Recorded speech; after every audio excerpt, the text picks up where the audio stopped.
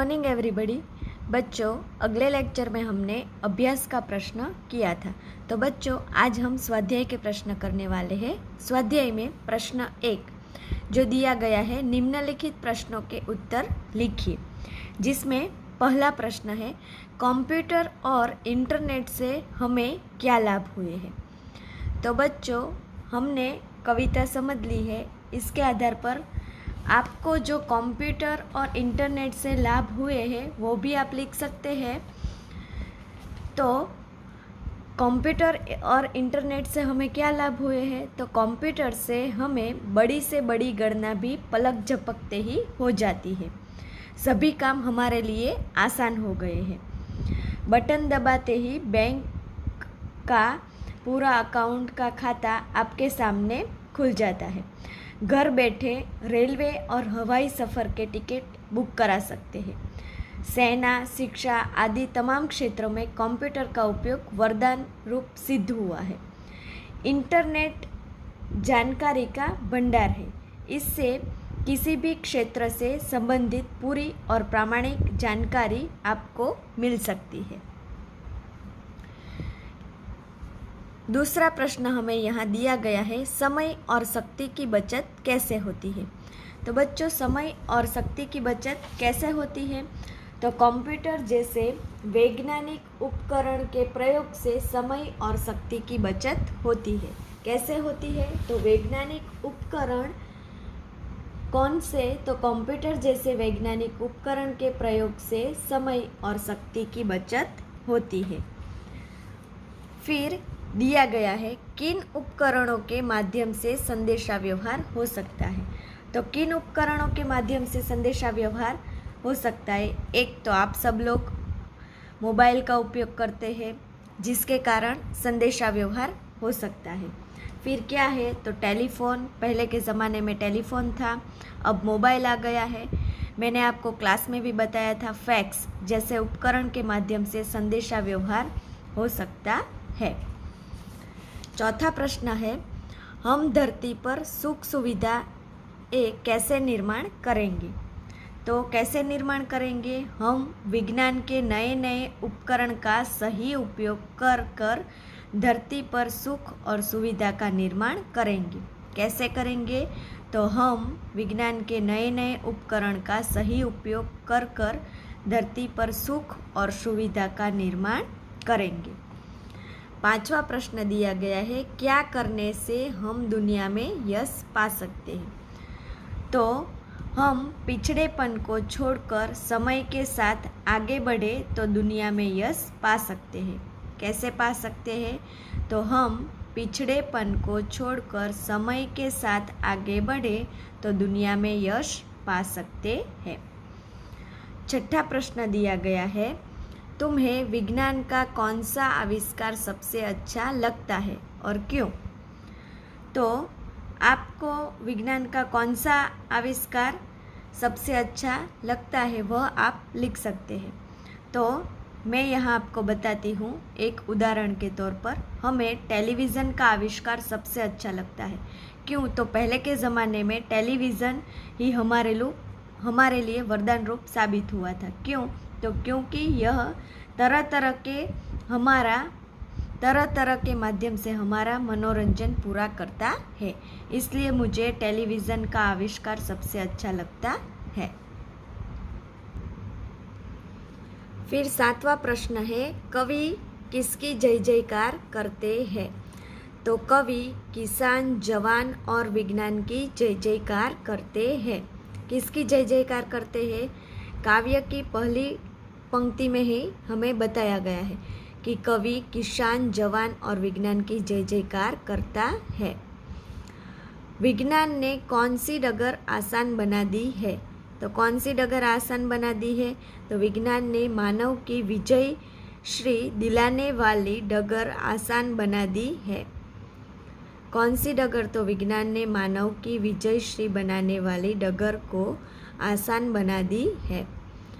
वैज्ञानिक उपकरणों का फ़ायदा क्या है। नौवां प्रश्न है, वैज्ञानिक उपकरण का फ़ायदा क्या है। तो वैज्ञानिक उपकरण के उपयोग से कार्य आसान हो जाता है। ऐसा भी लिख सकते हैं कि हर काम वैज्ञानिक उपकरण की वजह से हमारे लिए आसान हो जाता है एवं श्रम और शक्ति की भी बचत होती है। तो क्या होता है, वैज्ञानिक उपकरणों से कार्य आसान हो जाता है एवं श्रम और शक्ति की भी बचत होती है। बच्चों, यहाँ प्रश्न 2 दिया गया है। निम्नलिखित काव्य पंक्ति का भावार्थ स्पष्ट कीजिए, जिसमें पहला जो पंक्ति दी गई है, कंप्यूटर की क्रांति आ गई, इंटरनेट की परछाई, अदर अदर पर खुशहाली की गंगा यमुना लहराई, बच्चे नई सदी के बोले दूनी अपनी शान की, जय जवान की जय किसान की जय हो जय विज्ञान की। तो बच्चों, हमने उस दिन कविता समझाई थी, इसमें आपको बताया था कि कंप्यूटर की क्रांति आने से हमारे जीवन में क्या लाभ हुए हैं। तो कंप्यूटर के कारण जीवन में बहुत बदलाव आ गया है। इंटरनेट सबको सुख दे रहा है। इसके उपयोग से सबके होठों पर ऐसी मुस्कान आई है कि जैसे खुशियों की गंगा यमुना लहरा रही हो। इस नई सदी के बच्चे पिछली सदी के बच्चों से 2 गुने गर्व से बात कर रहे हैं, ऐसा यहाँ हमें पंक्ति में बताया गया है। तो क्या बताया गया है कि कंप्यूटर के कारण जीवन में बहुत बदलाव आ गया है। इंटरनेट सबको सुख दे रहा है। इसके उपयोग से सबके होठों पर ऐसी मुस्कान छाई है कि जैसे उन खुशियों की गंगा यमुना लहरा रही हो। इस नई सदी के बच्चे पिछली सदी के बच्चों की अपेक्षा से 2 गुने गर्व से बात कर रहे हैं। यानी कि कंप्यूटर से हमारे जीवन में बड़ी से बड़ी गणना भी आसान हो गई है। पलक झपकते ही सब काम हमारे लिए आसान हो जाते हैं। बटन दबाते ही बैंक का आपका पूरा खाता आपके सामने आ जाता है। घर बैठे रेलवे और हवाई सफ़र के टिकट भी आप बुक करा सकते हैं। घर बैठे मुद्रण कार्य भी किया जा सकता है। सेना, शिक्षक आदि तमाम क्षेत्रों में कंप्यूटर के कारण हमारे लिए कंप्यूटर बहुत बड़ा वरदान रूप सिद्ध हुआ है। और इंटरनेट से हमें क्या फ़ायदा हुआ है, तो इंटरनेट की जानकारी का भंडार है हमारे लिए। इसमें किसी भी क्षेत्र से संबंधित पूरी और प्रामाणिक जानकारी हमें मिल सकती है।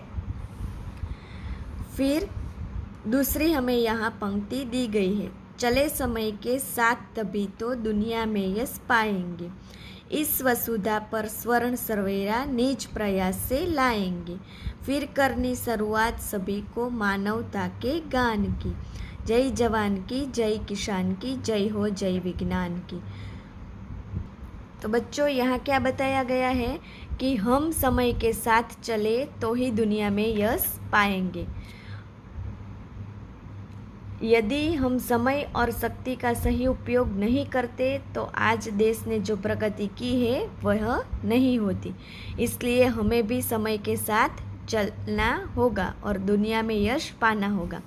हम अपने प्रयत्नों से इस धरती पर सुनहरी सुबह लाएंगे। हमें मानवता के गीतों को फिर से शुरुआत करनी है, ऐसा हमें यहाँ इस पंक्ति में बताया गया है। फिर बच्चों, यहाँ प्रश्न 3 दिया गया है, निम्नलिखित शब्दों का वाक्य में प्रयोग कीजिए। कौन कौन से शब्द दिए गए हैं? उपकरण, मोबाइल, कंप्यूटर, क्रांति और खुशहाली। तो आप अपने हिसाब से भी वाक्य में प्रयोग कर सकते हैं। तो पहला जो दिया गया है उपकरण, तो इसका वाक्य में प्रयोग कैसा होगा कि आजकल बिजली के उपकरण महंगे हो गए हैं, ऐसा भी आप लिख सकते हैं। मोबाइल, तो हम सब लोग मोबाइल का बहुत उपयोग कर रहे हैं, या ऐसा भी लिख सकते हैं कि मैंने नया मोबाइल खरीदा है। फिर दिया गया है कंप्यूटर, तो मैं कंप्यूटर पर गेम खेल रहा हूँ। फिर क्रांति, तो बिजली के आविष्कार से हमारे जीवन में बहुत क्रांति आ गई है। फिर दिया गया है खुशहाली, तो नई गाड़ी आने पर घर में खुशहाली छा गई है। आप अपने हिसाब से भी आपको जो वाक्य प्रयोग करना है ऐसे लिख सकते हैं। फिर बच्चों यहाँ दिया गया है चित्र देखकर अपनी कॉपी में वाक्य लिखिए। तो यहाँ अलग अलग चित्र दिए गए हैं, तो इसके आधार पर आपको वाक्य में प्रयोग करने होंगे। तो ये चित्र देखकर आपको पता चल गया होगा कि ये बच्चा पढ़ रहा है। तो यहाँ हम कौन सा वाक्य में प्रयोग करेंगे कि लड़का पढ़ रहा है, या ऐसा भी लिख सकते हैं लड़का पुस्तक पढ़ रहा है।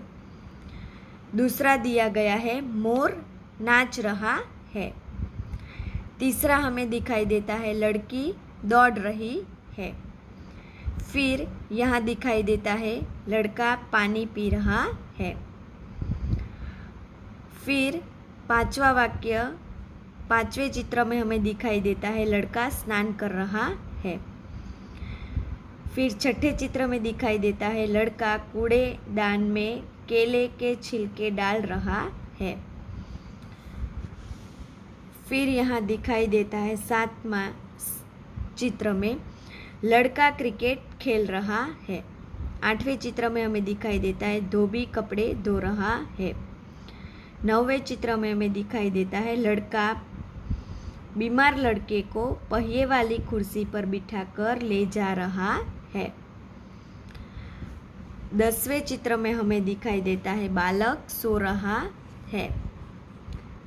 11वें चित्र में दिखाई देता है फेरी वाला साग सब्जी बेचने जा रहा है। और 12वें चित्र में हमें दिखाई देता है लड़का पौधे को पानी दे रहा है। तो बच्चों, आज जो हमने स्वाध्याय किया है वह आपको हिंदी की नोटबुक में स्वच्छ और सुवाच्य अक्षर में लिखना होगा।